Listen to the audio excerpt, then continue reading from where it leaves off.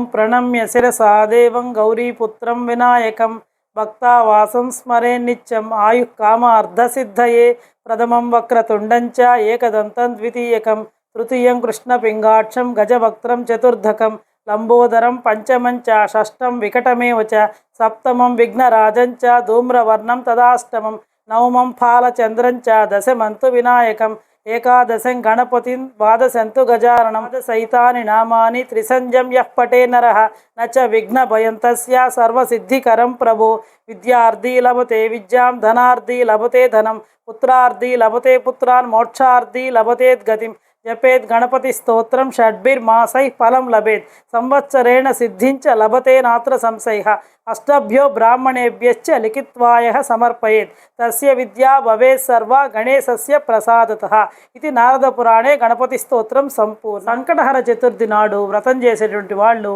ఈ శ్లోకాన్ని 12 సార్లు కనుక పఠించినట్లయితే మనకు ఉండేటువంటి సంకటాలన్నింటినీ కూడా తీరిపోవడం జరుగుతుంది.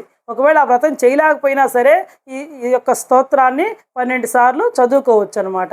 ఈ సంకష్టహర చతుర్థికి సంబంధించి మరిన్ని విషయాలు తెలుసుకోవాలనుకుంటే కింద ఉన్న వీడియో చూడండి.